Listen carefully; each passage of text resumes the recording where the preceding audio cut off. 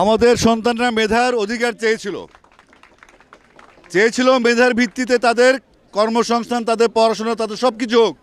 তারা কোনো রাষ্ট্র ক্ষমতার পরিবর্তন চায় নাই, তারা কারো ক্ষমতাচ্যুতি চায় নাই, তারা চেয়েছিল মেধার মূল্যায়ন হোক। সেই মেধার মূল্যায়ন চাইতে গিয়ে যদি আমাদের সন্তানরা বুলেটবিদ্ধ হয়, প্রকাশে দিনে রাতে হেলিকপ্টারে করে এদিকে সেদিকে যে কোনোভাবে আমাদের সন্তানকে হত্যা করা হয়েছে, শিশুদেরকে হত্যা করা হয়েছে, নিরাপরাধ মানুষকে হত্যা করা হয়েছে, নিরাপরাধ ঘরের মধ্যে বসে থাকে বউ যারা পরিবার আছে তাদেরকে হত্যা করে, ছোটো ছোটো শিশু যারা অবুঝমান পৃথিবীর আলো দেখে তাদেরকে হত্যা করেছে। এখন এই আন্দোলন থেকে পিছু হটার কোনো সুযোগ নাই, আমাদেরও কিছু করার নেই, আমরা ব্যর্থ। এই ছাত্ররা সড়ক আন্দোলন করেছিল, এই ছাত্ররা এখন কিশোর বয়স থেকে তরুণ হয়েছে এবং তার ম্যাচিউর হয়েছে। আমরা কোনো কিছু সিদ্ধান্ত নিব না,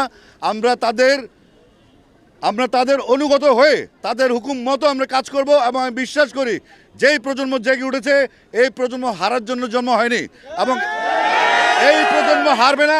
আমি আমার ছেলেকে নিয়ে এসেছি, আমার ছেলেকে আমি সঙ্গে করে নিয়ে এসেছি। আসো, সে নর্থ সাউথ ইউনিভার্সিটি ওয়েট করলাম। আমি লন্ডন থেকে আজকে আসছি, দিয়ে দিলাম। তোমরা গুলি করো, গুলি করো, সবাই। আজকে কোনো কথা নাই, শুধু অল আউট গেম। যে কোনো ভাবে দফা একটা দফা একটা দাবি, এক দফা এক দাবি। স্বৈরাচারী কবে যাবি? আমরা মিলিত হবো শহীদ মিনারে। Thank you. আমার সন্তান আবু সাইদ, আমার সন্তান আসিফ আকবরের সন্তান, আমার সন্তান। আমার সন্তানের রক্তেই মাটি ভিজেছে।